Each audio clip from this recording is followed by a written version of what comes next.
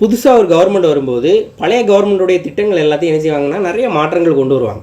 அப்படி போகிற போக்கில் நம்மளுடைய டிஎன்பிசி சிலபஸ்லேயும் நிறைய மாற்றங்கள் கொண்டு வந்துடுவாங்களோ அப்படின்னு ஒரு பதட்டம் உருவாயிருக்கு. அது யாருக்கு அப்படின்னா சீனியர் ஆஸ்பிரன்ட் சொல்லக்கூடிய ரொம்ப நாளாக இதுக்கு ப்ரிப்பேர் பண்ணிகிட்டு இருக்கவங்களுக்கு இல்லை, அவங்க பெரும்பாலும் இதை கடந்து போயிடுவாங்க.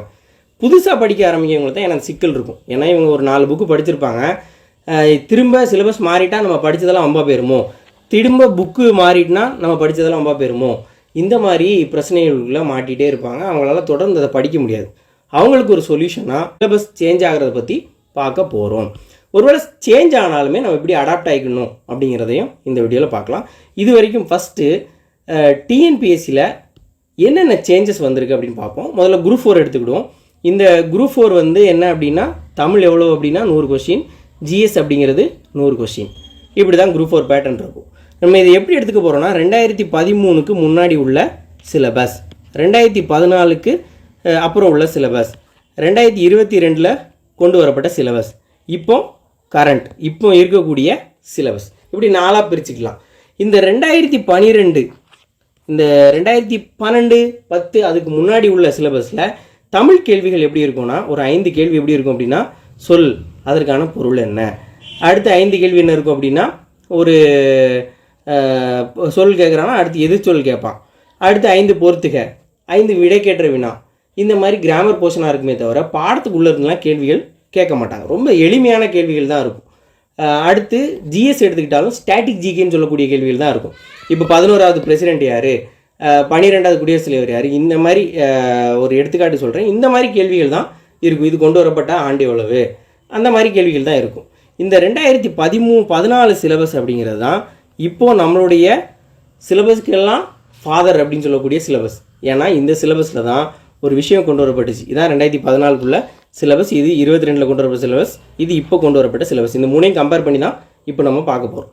ஸோ இந்த 2014க்கு அப்புறமே சிலபஸில் வந்து ஆல்ட்ரேஷன் தான் இருக்குமே தவிர, சின்ன சின்ன ஆல்ட்ரேஷன் இருக்குமே தவிர கம்ப்ளீட்டாக சிலபஸ் சேஞ்ச் ஆகலை. ஜிஎஸ் எப்போவுமே ஒன்று தான், அதை புரிஞ்சுக்கணும். நம்ம மேபி தமிழில் சின்ன சின்ன சேஞ்சஸ் கொண்டு வரலாமே தவிர ஜிஎஸ்ஸை வந்து ஆல்ட்ரு தான் பண்ணுவாங்க. அதுக்கான எக்ஸாம்பிளே நான் சொல்கிறேன். இப்போ இந்த 2014 தான் ஒரு விஷயம் கொண்டு வராங்க. என்ன அப்படின்னா இதோட ஸ்பெஷாலிட்டி என்ன அப்படின்னா ஸ்கூல் புக்ஸை நம்மளை படிக்க வச்சது இந்த சிலபஸ் தான். ஏன் அப்படின்னா இந்த ஸ்கூல் புக்கை படித்தா எக்ஸாம் பாஸ் பண்ணிடலாங்கிறது இந்த 2014 கொஷின் பேப்பர்லேருந்து தான் உருவாச்சு. அது வரைக்கும் ரேண்டமாக இருக்கும், அதுக்குன்னு தனித்தனியாக மெட்டீரியல்லாம் வாங்கி படிப்பாங்க. இந்த சுறா கைடு அது இதுலாம் இருக்கும்ல, அந்த மாதிரிலாம் நிறைய வாங்கி பார்ப்பாங்க. இப்போது 2014 தான் புக்கில் உள்ள பாடத்துலேருந்து கேள்வி கேட்பாங்க. இப்போ மதுரையில் இந்த தெருவோட பேர்கள் என்னென்னு இருக்கும், அந்த மாதிரி அந்த சிலபஸில் சமச்சீர் புத்தகத்திலேருந்து கேள்விகள் கேட்டாங்க அந்த 2014 குரூப் 4 எக்ஸாமில். ஸோ அதுதான் வந்து ஒரு பெரிய சேஞ்ச், ஃபஸ்ட்டு சேஞ்ச். அதே மாதிரி 2022 என்ன சேஞ்ச் நடந்துச்சு அப்படின்னா இந்த 14லேருந்து 19 வரைக்கும் நல்லா தான் போயிட்டு இருந்துச்சு. அதே மாதிரி இந்த 14 to 19 என்ன நடக்கும் அப்படின்னா விஏஓ தனி எக்ஸாமும் நடக்கும், குரூப் 4. இதெல்லாம் தெரிஞ்சுக்கோங்க ஒரு விஷயம். இதுக்கெல்லாம் முன்னாடி இப்படி நடந்திருக்கு அப்படின்னு தெரிஞ்சாதான் இனி என்னெல்லாம் மாற வாய்ப்பு இருக்குங்கிறதும் நமக்கு தெரியும். விஏஓ எக்ஸாம் எப்படி நடக்கும் அப்படின்னா 80 தமிழ், 20 வந்து விஏஓவான பாடத்திட்டம் இருக்கும். விஏஓக்கான கடமைகள் என்ன, அந்த ஒரு லேண்ட் இருக்குன்னா அந்த லேண்டோட அளவு எப்படி கண்டுபிடிக்கிறது, இந்த இதில் ஒரு கிலோமீட்டர் இருக்குன்னா அது சென்ட் எவ்வளவு, அந்த மாதிரி கேட்பாங்க. அடுத்து ஒரு 100 வந்து ஜிஎஸ் இருக்கும். குரூப் 4 எப்படி இருக்கும், 100 தமிழ் 100 ஜிஎஸ் இருக்கும். இது 2016 என்ன செஞ்சிட்டாங்க, ரெண்டையும் கம்பைன் பண்ணிட்டாங்க. அது வரைக்கும் 2017 அந்த காலகட்டத்தில் கம்பைன் பண்ணிட்டாங்க. அது வரைக்கும் 2 தனித்தனி எக்ஸாம் நடந்துட்டுருச்சு. அதேமாதிரி குரூப் 2வும் குரூப் 2ஏவும் தனித்தனி எக்ஸாமாக நடந்துச்சு. 2018க்கு அப்புறம் என்ன செஞ்சிட்டாங்க அப்படின்னா ரெண்டையும் கம்பைன் பண்ணிட்டாங்க. ஸோ இந்த மாதிரி சேஞ்சஸ்லாம் வந்துச்சு. சரி, இப்போ இந்த 2014க்கு அப்புறம் இந்த சிலபஸ் ஏன் மாறுச்சு அப்படின்னா 2019 ஒரு விஷயம் என்னது, ஒரு குரூப் 4 ஒரு பெரிய முறைகேடு நடக்கு. அப்போ அந்த இதில் நிறைய மாற்றங்கள் கொண்டு வரோன்னு சொல்லிட்டு என்ன பண்ணாங்க அப்படின்னா நிறையா மாற்றங்கள் கொண்டாந்தாங்க. அதில் ஒரு விஷயம் தமிழை ரிமூவ் பண்ணாங்க. அப்போ தமிழை ரிமூவ் பண்ணும்போது நிறைய எதிர்ப்புகள் வந்துச்சு. தமிழ்நாட்டில் தமிழே இல்லாமல் நீங்கள் கொஸ்டின் இது பண்ணுறீங்களா அப்படின்னு சொல்லிட்டு முழுக்க ஜிஎஸ்ஐ இது பண்ணி சொல்லி ஒரு சிலபஸ் கொண்டு வந்தாங்க. ஆனால் அந்த சிலபஸ் படி எந்த எக்ஸாமும் நடக்கலை. ஏன் அப்படின்னா இவங்க கொண்டு வந்த அந்த சிலபஸ் தமிழை தூக்கிட்டாங்க அப்படின்னு சொன்னோடனே ஜிஎஸ்சில் என்ன செஞ்சாங்க அப்படின்னா இந்த ஒரு இம்பார்ட்டன்ஸ் தமிழுக்கு கொடுக்குறோம் அப்படின்னு சொல்லிட்டு திருக்குறள் அப்படி சில பகுதிகளை சேர்த்தாங்க.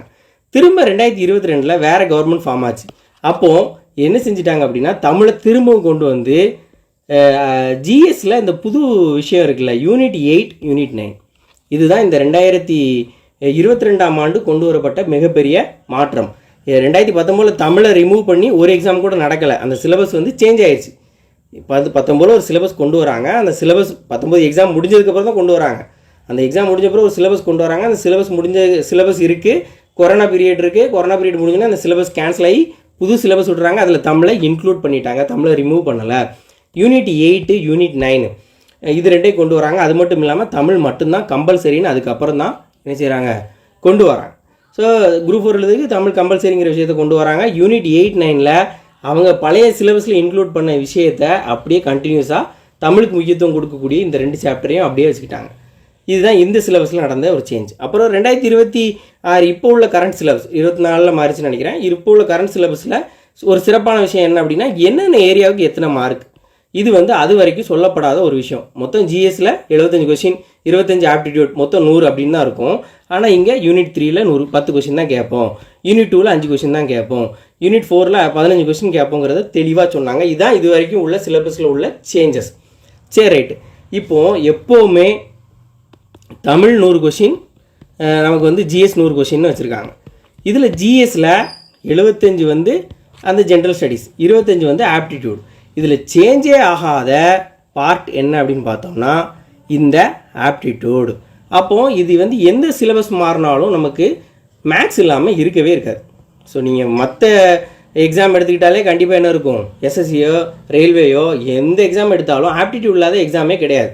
அப்போ எதில் ஃபோக்கஸ் பண்ணணும், எந்த சிலபஸ் மாறினாலும் இந்த ஆப்டிடியூடுங்கிற வார்த்தை கண்டிப்பாக இருக்கும். டிஎன்பிஎஸ்சி சிலபஸே மாற்றினா கூட இந்த ஆப்டிடியூடுங்கிறது இது வரைக்கும் இருந்திருக்கு. 2014க்கு முன்னாடியும் ஆப்டிடியூட் உண்டு, 2014க்கு அப்புறமா ஆப்டிடியூட் உண்டு, இப்பவும் உண்டு, எப்பவும் உண்டு. ஆனால் அதில் சேஞ்சஸ் வரும். என்ன ஆயிருக்கு அப்படின்னு பாருங்கள். இப்போ அது வரைக்கும் ஒன்று தான், இங்கே நிறையா விஷயங்கள் இருக்குது. இங்கேயும் அதை கொஞ்சம் மாற்றி கொடுத்துருக்காங்க, இங்கேயும் கொஞ்சம் மாற்றி கொடுத்துருக்காங்க. ஆனால் ரீசனிங் மட்டுமே நாங்கள் 10 கேட்போங்கிறது இங்கே தான் கொண்டு வராங்க. அப்போது இப்போ உள்ள ட்ரெண்ட் என்ன அப்படின்னா, மேக்ஸில் முன்னாடி வந்து நிறைய ப்ராஃபிட் லாஸு, ஹெச்எஃப்எல்சிஎம் இந்த மாதிரி நிறையா நம்ம படிப்போம். அந்த மாதிரி புக்கில் இருந்தே டைரெக்டாக லைஃப் மேத்தமெட்டிக்ஸ் அப்படின்னு சொல்லுவாங்க, லைஃப் மேக்ஸ்ன்னு சொல்லுவோம். லாப நட்டம் நம்ம வாழ்க்கையில் நம்ம ரெகுலராக பார்க்கக்கூடியது. ஒரு பேங்க்கு போனோம்னா வட்டி எவ்வளவு, ஒரு ஃபிக்ஸ்ட் டெபாசிட் போட்டோம்னா சிம்பிள் இன்ட்ரெஸ்ட் எவ்வளோ, காம்பவுண்ட் இன்ட்ரெஸ்ட் எவ்வளவு, இந்த மாதிரி நம்ம ஒரு பேங்க் போகும்போது இதெல்லாம் தெரிஞ்சுருக்கணும். அதே மாதிரி ஒரு பொருள் வாங்குகிறோம், லாப நட்டம், சதவீதம், ஸ்கூலில் மார்க் எடுக்கிறோம், சதவீதம், ஆவரேஜு, இந்த மாதிரி நம்ம வாழ்க்கைக்கு பயன்படக்கூடிய விஷயங்களை லைஃப் மேக்ஸ் அப்படின்னு சொல்லுவாங்க. ஸோ லைஃப் மேக்ஸ் அப்படிங்கிற ஏரியாவுக்கு அதிகமான இம்பார்ட்டன்ஸ் கொடுத்துருந்தாங்க. ஆனால் அதே மாதிரி இது என்னது, இந்த நம்மளுடைய என்னது area volume, time and work, இதெல்லாமே புக்கில் நிறைய இருக்கும். ஸ்கூல் புக்கில் இருந்தே டேரெக்டாக என்ன செஞ்சுட்டு இருந்தாங்க, ஒரு காலகட்டம் வரைக்கும் கேட்டுட்டு இருந்தாங்க. இப்போ அதெல்லாம் மாறி எதுக்கு இம்பார்ட்டன்ஸ் அதிகமாக கொடுக்குறாங்க அப்படின்னா இந்த ரீசனிங். இது எப்போதும் போல் இருக்குது, இதுவும் ஆப்ஷனில் இருக்குது. ஆனால் அங்கே வந்து 4 கொஸ்டின் 5 கொஸ்டின் கேட்ட இடத்துல இங்கே என்ன செய்கிறாங்க, 2 கொஸ்டின் கேட்டுட்டு ரீசனிங்க்கு முக்கியத்துவம் கொடுக்குறாங்க. அப்போது இந்த சேஞ்ச் ஆகாத டாப்பிக்கில் மிக முக்கியமானது அப்படின்னு பார்த்தோம்னா இந்த ஆப்டிடியூட் அப்படிங்கிறது 25 கேள்விகள் அப்படிங்கிறது அப்போ இருந்து இப்போ வரைக்கும் தொடாமல் தான் இருக்குது. ஸோ உங்களுக்கு சிலபஸ் மாறும் அப்படின்னு ஒரு டவுட் இருந்துச்சுன்னா ஸ்ட்ரைட்டாக போய் என்ன செஞ்சிடலாம், ஆப்டிடியூட் இப்போவுமே செஞ்சு பார்க்க ஆரம்பிச்சிடலாம். ஆனால் இந்த ட்ரெண்டுன்னு சொல்கிறோம்ல, ஒரு சிலபஸ் மாறும்போது ட்ரெண்டுன்னு ஒன்று சொல்கிறோம்ல, அதுதான் இப்போ முன்னாடி வந்து ஃபார்முலா அப்ளை பண்ணி செய்யக்கூடிய கொஷினை விட இப்போ எதுக்கு முக்கியத்துவம் கொடுக்குறாங்கன்னா ரீசனிங். அப்போவுமே நம்ம ஒரு டிசைட் பண்ணி ஆன்சர் பண்ணக்கூடிய மாதிரி ஒரு கொஷின்ஸ் அனலிட்டிக்கலாக நம்ம அதை புரிஞ்சுக்கிட்டு, இப்போ இந்த 5ஆவது வரிசையில் ஒரு பையன் இருக்கான், 12ஆவது வரிசையில் ஒருத்தன் இருக்கான், 2 பேருக்கு இடையில் எத்தனை பேர் இருக்காங்க, அதில் நடுவில் உள்ள பையன் யார், இந்த மாதிரி கேள்விகள் கேட்குறாங்கல்ல. இந்த மாதிரி சம்மந்தமே இல்லாமல் ரீசனிங் கொண்டு வந்து நிறைய ரீசனிங்க்கு முக்கியத்துவம் கொடுக்குறாங்க. அதுதான் ட்ரெண்டு. மற்றபடி சிலபஸ் அப்படியே தான் இருக்கும். எதுக்கு அதிகமான முக்கியத்துவம் கொடுக்குறோம் அப்படிங்கிறத நம்ம புரிஞ்சுக்கணும். ஸோ இது ஃபஸ்ட், அவ்வளோதான். அப்போது சிலபஸ் வந்து தமிழில் இங்கே ஒரு பழமொழிங்கிறத புதுசாக கொண்டு வந்திருக்காங்க. இந்த பழமொழின்னு ஒன்று எக்ஸ்ட்ரா சேர்த்துருக்காங்க. அதே மாதிரி இங்கே நூலகம் பற்றிய செய்திகள் அப்படிங்கிறதையும் சேர்த்துருக்காங்க. இது வரைக்கும் புக் ஏரா தான். இங்கே தான் இது வரைக்கும் பழைய புத்தகம் அப்படின்னு ஒன்று இருந்துச்சு. 2018 காலகட்டத்தில் தான் புது புக்கு மாறுது. முதல்ல என்ன செஞ்சாங்க, புது புக்கில் கொஞ்சம் பழைய புக்கில் கொஞ்சம்னு கேட்டிருந்தாங்க. அதாவது அந்த மாறின சிலபஸில் உள்ள புது புக்கில், மற்றபடியெல்லாம் பழைய புக்கில் கேட்டிருந்தாங்க. அதுக்கப்புறம் இந்த காலகட்டத்தில் என்ன செஞ்சாங்க, புது புக்லேயும் பழைய புக்லேயும் 6லேருந்து 12th வரைக்கும், முதல்ல 6லேருந்து 10th வரைக்கும் கேட்டாங்க, அப்புறம் 12th வரைக்கும் கேட்டாங்க, அப்புறம் 6லேருந்து 12th வரைக்கும் புதிய புத்தகத்துலையும் கேட்டாங்க, பழைய புத்தகத்துலையும் கேட்டாங்க. இந்த 2022க்கு பிறகு தான் என்ன செஞ்சாங்கன்னா சிறப்பு தமிழ்னு ஒன்று புக் இருக்குது. அந்த சிறப்பு தமிழ் புக்லேயும் 11, 12 கேட்க ஆரம்பித்தாங்க. அதுக்கப்புறம் அந்த சிறப்பு தமிழில் பழசு புதுசு 12. அப்போது 6லேருந்து 12 வரைக்கும் புது புக்கு, 6லேருந்து 12 வரைக்கும் 13 பழைய புக்கு, சிறப்பு தமிழில் 11 12 புது புக்கு, பழைய புக்கு. இது எல்லாத்துலேயும் இருந்து கேள்விகள் கேட்டாங்க 2022. ஆனால் இப்போ 2022 அந்த பேட்டர்னே மாறிடுச்சு. ஏன்னா 3 பிரிவாக இருந்த தமிழை 7 பிரிவாக மாற்றினாங்க. இங்கே இருக்குது பாருங்கள், இதான் இப்போ உள்ள சிலபஸ். அந்த 2 சிலபஸ்க்கும் பெரிய சேஞ்சஸ் இல்லை. ஆனால் இது ஃபுல்லாகவே என்ன பண்ணிட்டாங்க அப்படின்னா, கேள்வி கொடுத்துருக்காங்க. முதல்ல 1 இலக்கணம்னு கொடுத்து நிறைய இலக்கணங்களை கொடுத்துருந்தாங்க. அதில் சொல்லகராதி, இதுவும் கிராமர் போர்ஷன் தான். அடுத்து எழுதும் திறன், அதுவும் கிராமர் போர்ஷன். கலைச்சொற்கள், இது இப்போ இருக்கிறதுலே ரொம்ப வித்தியாசமான ஒரு இது இந்த கலைச்சொற்கள் தான். இந்த கலைச்சொற்கள் ஏன் அப்படின்னா, தமிழில் ஏகப்பட்ட வார்த்தைகள் இருக்குது. இப்போ நம்ம குறைக்கு நம்ம நிறைய டெக்னாலஜி யூஸ் பண்ணுறோம், நிறைய இங்கிலீஷ் வார்த்தைகள்லாம் யூஸ் பண்ணுறோம்.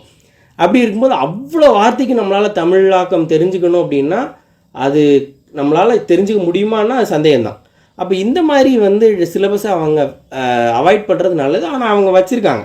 இதுதான் சேஞ்சஸ் அப்படின்னு சொன்னான், பெரிய சேஞ்சஸ், நம்ம பாதிக்கக்கூடிய சேஞ்சஸ் அப்படின்னு சொன்னான். அடுத்து டிரான்ஸ்லேஷன் கடைசி என்ன வச்சுருக்காங்க, இந்த பகுதி ஈன்னு பார்த்தோம்ல, பகுதி ஈ பழையதில் பகுதி ஆ ஈ அப்படின்னு பிரித்தாங்க. இதில் ஓரளவு ஆவரேஜாக இலக்கியத்தில் எவ்வளோ கேட்பாங்க அப்படின்னா கிட்டத்தட்ட ஒரு 40 கேட்பாங்க. இதில் ஒரு ஆவரேஜாக 30 கேட்பாங்க. இதில் ஒரு 30, இதில் முன்ன பின்ன வரும். இப்போ இங்கே 42னா இங்கே ஒரு 32, இதில் கொஞ்சம் கம்மியாக வரும். அப்படி தான் 100 கேள்வி அட்ஜஸ்ட் பண்ணி கேட்டுட்டு இருந்தாங்க இந்த 3லையும். ஆனால் எப்போவுமே இலக்கியத்துக்கு அதிகமான மதிப்பெண் இருக்கும். ரெண்டாவது அந்த லிட்ரேச்சர் சார்ந்து கேட்பாங்க. இலக்கணம் எப்போவுமே கொஞ்சம் கம்மியாக தான் கேட்பாங்க. ஆனால் இங்கே இலக்கணம் மட்டும்தான் இருக்கும். இங்கே 15 கேள்வி மட்டும்தான் புத்தகத்தில் இங்கேயே கொடுத்துட்டாங்க. பாட புத்தகத்தை அடிப்படையாக கொண்டது. இதில் மட்டும்தான் என்ன செய்வாங்க, இந்த 15 கேள்வி முன்னால் பகுதி ஈன்னு இருந்தக்கூடிய அதை எப்படி மாற்றினாங்க அப்படின்னா கொஞ்சம் மிக்ஸ் பண்ணி இலக்கணம் நம்ம பார்த்தோம்ல மேலே, இங்கே பார்த்தோன்னா தெரியும். இங்கே இருக்குன்னது திருக்குறளா, இந்த திருக்குறள் தொடர்பாக எத்தனை அதிகாரம் கொடுத்துருந்தாங்க, 25 அதிகாரம். இங்கே என்ன கொடுத்துருக்காங்க, 20 அதிகாரம். அதே தான் இங்கே திருக்குறள் இருக்கும் அதே மாதிரி. அப்போது இது எல்லாமே ஒரே விஷயங்கள் தான் இருந்திருக்கு. இதெல்லாம் மிக்ஸ் பண்ணி ஒரு 15 கேள்விகள் இதுலேருந்து கேட்போன்னு கேட்டுட்டு இப்போ தான் தமிழில் ஒரு சேஞ்சஸ் கொண்டு வந்திருக்காங்க. அதான் என்னது,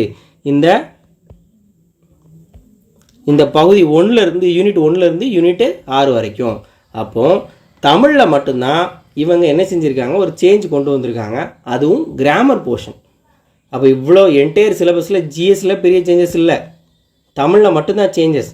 தமிழ்லையுமே நீங்கள் படிக்கக்கூடிய டாப்பிக்கே அவன் திரும்ப திரும்ப ஏதாவது ஒரு வகையில் இன்க்ளூட் பண்ணிடுவான். ஆனால் என்ன, நிறையா படித்து குறைய ஆன்சர் பண்ணுற மாதிரி இருக்கும். அவன் புதுசாக என்ன கொண்டு வந்தான், பிரித்து எழுது சேர்த்து எழுதுன்னு கொண்டு வந்தான். அதுவும் அங்கே கிராமரில் இருக்குது. வேர்ச்சொல்லுதல் கிராமரில் இருக்குது, சொல்லகராதி கிராமரில் இருக்குது. இதில் நம்ம பார்த்துருக்கோம், ஓரெழுத்து ஒரு மொழி அங்கேயே இருக்குது. அதில் நீங்கள் பார்த்தீங்கன்னா இங்கே இருக்கும், இந்த கிராமர் பகுதி இலக்கணம் அப்படிங்கிறதுல இருக்கும். இதில் சிக்கல் தரக்கூடிய பிரச்சனை என்ன அப்படின்னா, இப்போ புதுசாக கொண்டு வர சில கலைச்சொற்கள், இந்த டாபிக் தான் இது வரைக்கும் இல்லாத டாபிக். ஒவ்வொரு துறை சார்ந்த விஷயங்கள் நம்ம தெரிஞ்சுக்கிறது.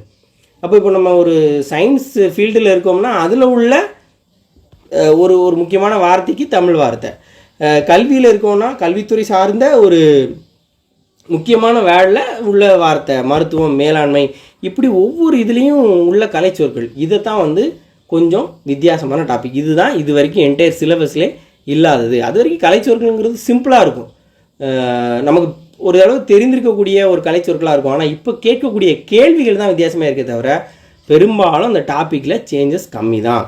அதே மாதிரி வாசித்தல் புரிந்து கொள்ளும் திறன் 15 கொஸ்டின்ஸ் கொடுத்துருக்காங்க. இதுக்கு ஓரளவு நம்ம பார்த்தது தான். ஆனால் இந்த ஊமை தொடர், மரபு தொடர்லாம் புத்தகத்துலேருந்து கேட்டுட்டு இருந்தாங்க. அதான் விஷயம். அதாவது சிலபஸில் இங்கேயும் மரபு தொடர் இதெல்லாம் இருக்கும். நீங்கள் எடுத்து பார்த்தீங்கன்னா இதில் இருக்கும். இதில் எங்கே இருக்குது, 4வது 5வது இருக்கும். பிழை திருத்தம்லே வந்துடும். மரபு பிழைகள் அப்படிங்கிறதுலே நம்ம மரபு தொடர் பற்றிலாம் படிச்சிருவோம். ஆனால் இங்கே அது கொஞ்சம் மாற்றி கேட்குறாங்க. எங்கேயோ இருந்து பழைய நம்முடைய சொல்லாக்கத்தில் உள்ள பழைய வார்த்தைகளெல்லாம் எடுத்து கேள்வியாக கேட்குறாங்க. அதுதான் விஷயமே தவிர சிலபஸில் பெரிய மாற்றங்கள் இருக்காது அப்படிங்கிறதான் ரொம்ப சரியான ஒரு விஷயம். அப்போது நம்ம எதுக்கு அதிக முக்கியத்துவம் கொடுக்கணும் அப்படின்னா, என்ன கேட்ட முடியும், இப்போது ஒரு சயின்ஸை பற்றி கேட்குறாங்க. கண்டிப்பாக சயின்ஸு, ஜியாகிரஃபி இதெல்லாம் இப்போ இம்பார்ட்டன்ஸ் இல்லை. அதனால் இதை கடைசி ஆப்ஷனாக வச்சுக்கலாம். மற்றபடி ஃபஸ்ட் நம்ம படிக்கக்கூடியது என்னவாக இருக்கணும், மேக்ஸு எந்த மாற்றமும் இல்லை, தைரியமாக படிக்கலாம். அடுத்து ஒரு கவர்மெண்ட்டில் உள்ளே போய் வேலை பார்க்கக்கூடிய ஒருத்தருக்கு அட்மினிஸ்ட்ரேஷன்னா என்னென்னு தெரிஞ்சிருக்கணும், சட்டங்கள்லாம் என்னென்னு தெரிஞ்சிருக்கணும். அதுக்கு தெரிஞ்ச என்ன செய்யணும், பாலிட்டி தெரிஞ்சிருக்கணும். அட்மினிஸ்ட்ரேஷன் தெரிஞ்சுன்னா கண்டிப்பாக பாலிட்டி தெரிஞ்சிருக்கணும். அதே மாதிரி இப்போ ஹிஸ்ட்ரி தெரிஞ்சிருக்கணும். நம்மளோட ஹிஸ்ட்ரி தெரிஞ்சால் தான் நம்மளால் நம்ம ஒர்க் பண்ண முடியும். நிறைய விஷயங்கள் நம்ம பிரிட்டிஷ்காரங்களோட தான் நம்ம ஃபாலோ பண்ணுறோம். அப்போ ஹிஸ்ட்ரிங்கிறத இருக்கும், கம்பல்சரி இருக்கும். மேக்ஸு, பாலிட்டி, ஹிஸ்ட்ரி இருக்கும். அடுத்து நம்மளோட ஜியாகிரஃபி நம்ம கண்டிப்பாக தெரியணும், ஜியாகிரஃபி இருக்கும். இப்போ ரொம்ப முக்கியமாக தமிழ்நாடு பற்றி நம்ம என்னென்னு தெரிஞ்சுக்கிட்டே ஆகணும். ஏன்னா தமிழ்நாடு கவர்மெண்ட்டில் தான் நம்ம வேலை பார்க்க போகிறோம். அப்போ நம்ம சிஎம் யாராக இருந்தால் நமக்கு முன்னாடி என்ன திட்டங்கள்லாம் இருந்துச்சு. அப்போ எக்கனாமி படிக்கும்போது திட்டங்கள் ரொம்ப முக்கியம். ஸ்கீம்ஸ், இந்த ஸ்கீம்ஸுங்கிறது எல்லா டிபார்ட்மெண்ட்லேயும் வரும். நீங்கள் பாலிசி நோட்ஸ் எடுத்து பார்த்தீங்கன்னா ஸ்கூல் எஜுகேஷனுக்கும் ஸ்கூல் எஜுகேஷன் இருக்கா, அங்கேயும் நிறைய ஸ்கீம்ஸ் இருக்குது. ரூரல் டெவலப்மெண்ட் இருக்கா, அங்கேயும் ஸ்கீம்ஸ் இருக்குது. ரெவன்யூ இருக்கா, அங்கேயும் ஸ்கீம்ஸ் இருக்குது. எந்த டிபார்ட்மெண்ட், சிறு சேமிப்பு துறையா, அங்கேயும் ஸ்கீம்ஸ் இருக்குது. எல்லா டிபார்ட்மெண்ட்டும் ஸ்கீம்ஸ் ஏதோ ஒரு மக்களுக்கான ஒரு திட்டங்கள் போட்டுகிட்டே இருப்பாங்க. அப்போ நம்ம எக்கனாமினா என்னென்னு தெரிஞ்சால் தானே அதை பற்றி நம்ம தெரிஞ்சுக்க முடியும். நிறைய பேர் நம்ம போய் பார்க்குற வேலைக்கும் இதுக்கும் சம்மந்தம் இருக்கா, இதெல்லாம் எதுக்கு படிக்கணும் அப்படின்னு கேட்பாங்க. அப்போ திருக்குறள் படித்தால் அறம்பெறும் அப்படின்னு சொல்லுவோம்ல, தமிழ் படித்தால் அறம்பெருகும். அதே மாதிரி திருக்குறள் படித்தால் அறம்பெருகும் அப்படிங்கிறது நிறையா திருக்குறள் நம்ம ஆஃபீஸில் உட்காந்து வேலை பார்க்கும்போது ஒரு எளிய மனிதர் வந்து நம்மகிட்ட கேட்கும்போது அவருக்கான ஒரு உதவியை செய்வோம். பார்த்தீங்களா, அந்த அறம்ங்கிறது தமிழ் சொல்லி கொடுத்தது தானே.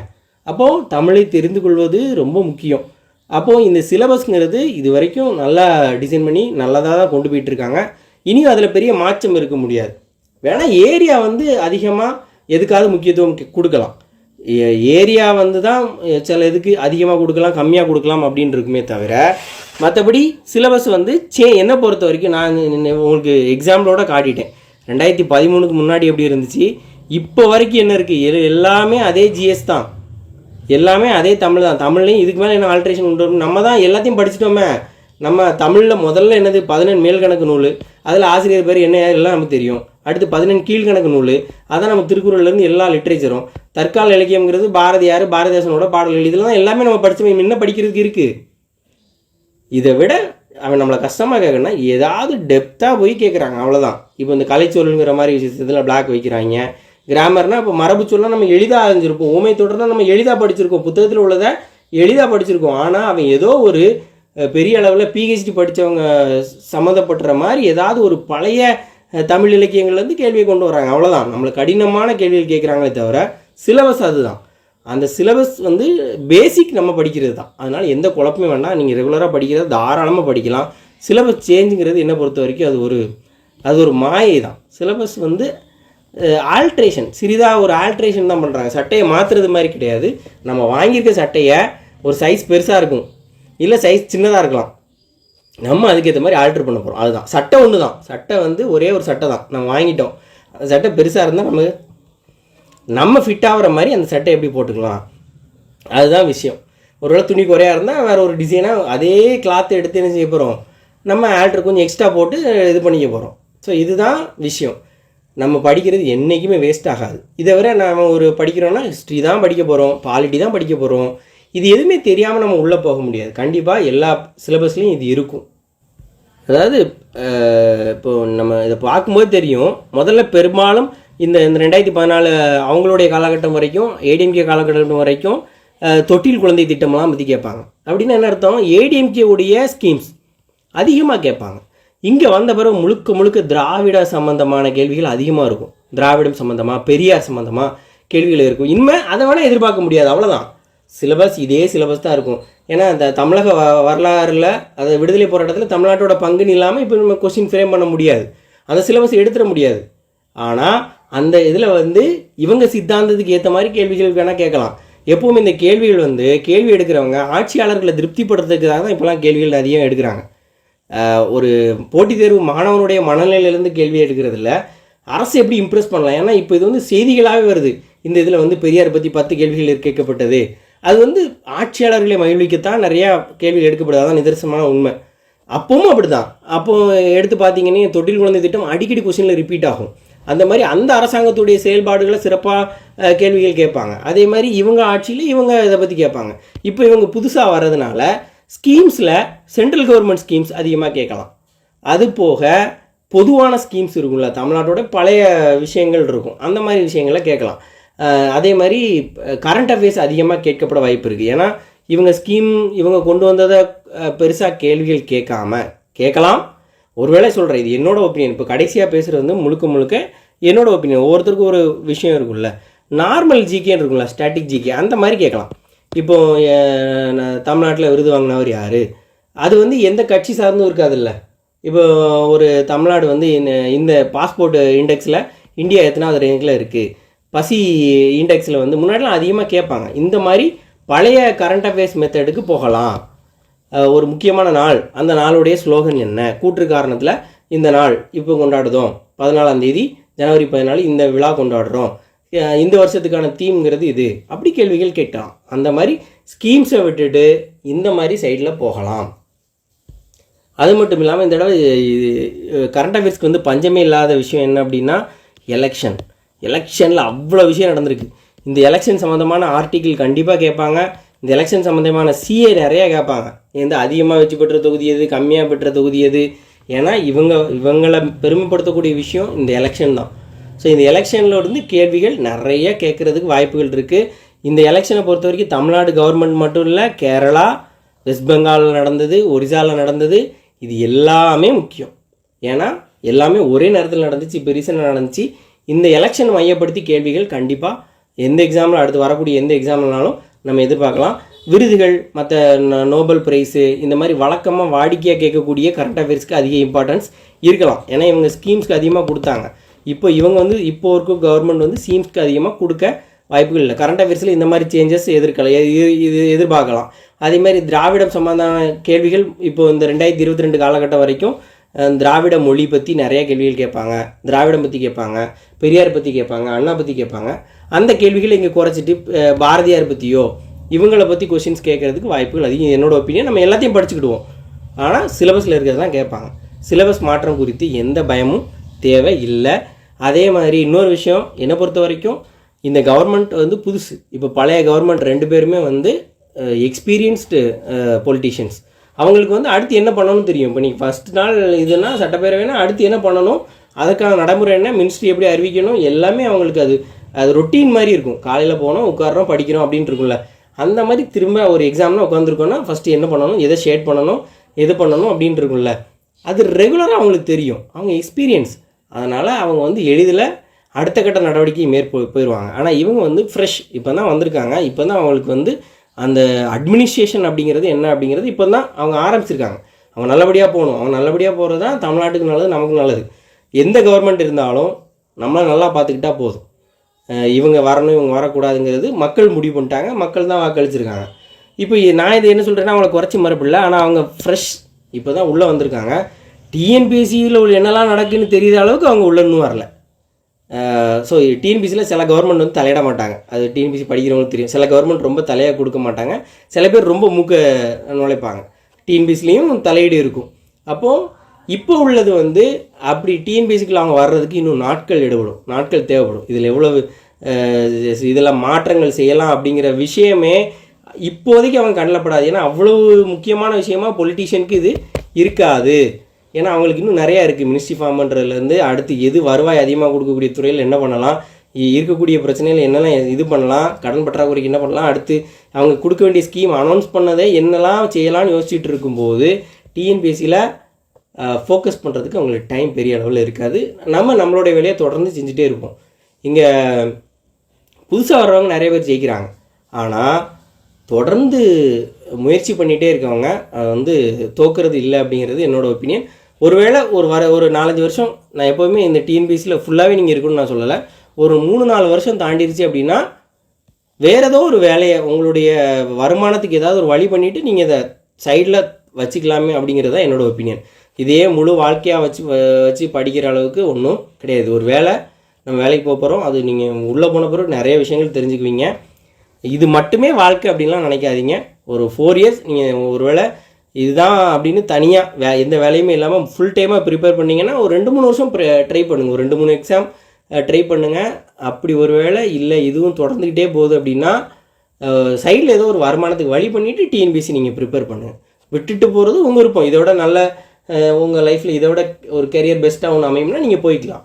ஆனால் ஒரு 3-4 வருஷத்துக்கு அப்புறம் திரும்பவும் நான் ஃபுல் டைம் ஆஸ்பிரண்ட்டாக இருந்து படிக்கணும் அப்படின்னு நினச்சி படிக்காதீங்க. ஸோ சிலபஸ் மாற்றம்ங்கிறது என்னை பொறுத்த வரைக்கும் ஒரு மாயை தான். திரும்ப அங்கே தான் வந்து படிப்போம், திரும்ப அங்கே தான் சுற்றி வந்துகிட்டே நிற்போம் நம்ம. ஸோ அந்த சிலபஸ்ங்கிறது இது தான். மேக்ஸு, நம்மளுடைய ஹிஸ்ட்ரி, நம்மளோட பாலிட்டி, நம்மளுடைய தமிழ், இதுதான் சிலபஸ். இது எப்பவும் மாறாது. இதே தான், சின்ன சின்ன ஆல்ட்ரேஷன் வேணால் பண்ணுவாங்க. ஏன்னா நாங்கள் மாற்றம் பண்ணியிருக்கோம்னு ஒரு விஷயத்தை கொண்டு வரதுக்கு தானே தவிர இதில் பெரிய சேஞ்சஸ்லாம் இருக்காது. கொஷின்ஸில் மட்டும் அந்த டெப்த்து, ஆழமாக படிக்கிறதுங்கிறது, புக்கில் வெளியிலேருந்து கேட்குறது, இந்த மாதிரி விஷயங்கள் மாறுபடலாம். ஆனால் சிலபஸ் ஒன்று தான். நன்றி.